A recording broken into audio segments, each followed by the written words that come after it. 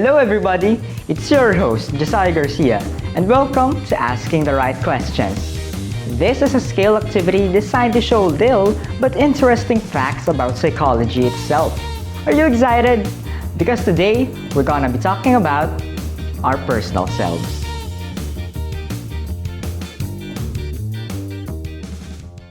Being stuck due to the lockdown has made an opportunity for us to focus on ourselves.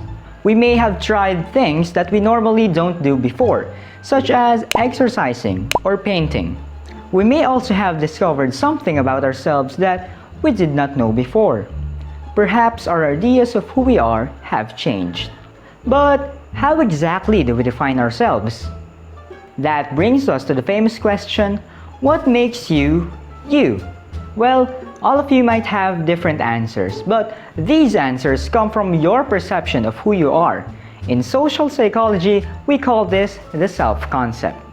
Now, if you want to learn more about the nitty-gritty stuff, you can visit our Facebook page because we've posted lots of information over there.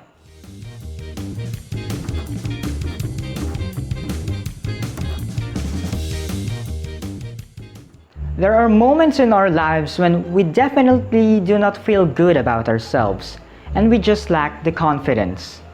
However, when these thoughts become a long-term problem, it can have a harmful effect on our mental health and on our daily lives. Low self-esteem may be caused by a feeling that you were unable to live up to others or self's expectations, and the feeling that you are not good enough. Personality can also play a part. Some people are more prone to negative thinking, while others might set impossibly high standards for themselves. Luckily, there are some techniques that we can use to help us feel better about ourselves. Identify the positive in you. We all have something we are good at. When you start to feel low, look back at these things and remind yourself that there is plenty of good about you.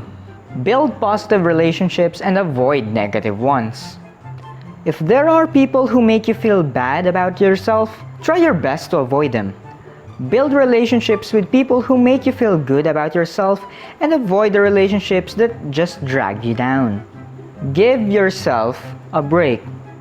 The key is not to be too hard on yourself.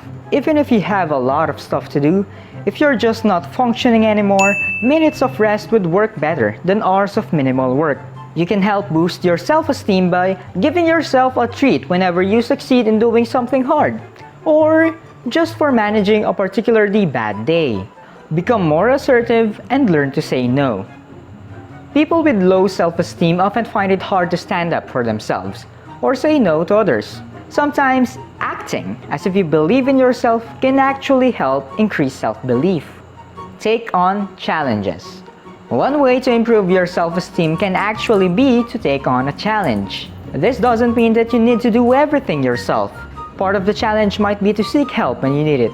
But be prepared to try something that you know will be difficult to achieve. And by succeeding, you show yourself that you can do better. Well, these are just some of the techniques that we suggest. We always recommend consulting proper psychologists in this matter. Also, remember the importance of small steps. You will not go from low to high self-esteem overnight. Instead, you will notice small improvements over time.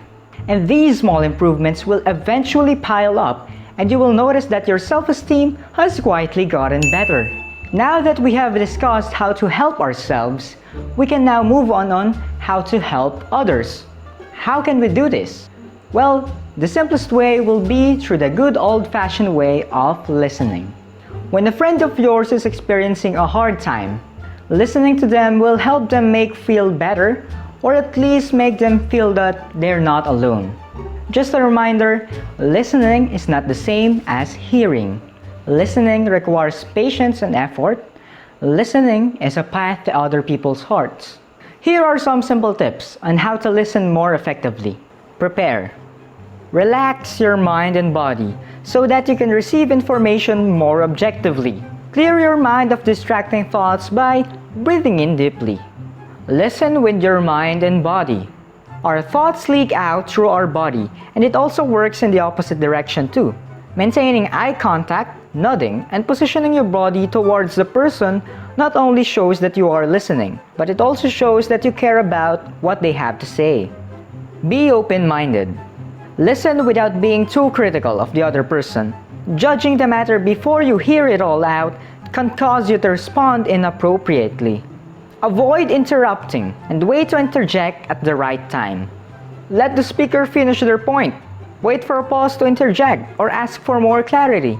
This can be very frustrating for the speaker and can cause the speaker to lose sight of what they were trying to say. Interruptions can create a wall between the speaker and the listener, making it hard to communicate successfully. Respond appropriately. Active listening is designed to encourage respect and understanding. You are gaining information and perspective. You add nothing by attacking the speaker or otherwise putting that person down. Be candid, open, and honest in your response. Assert your opinions respectfully and treat the other person in a way that you think they would want to be treated.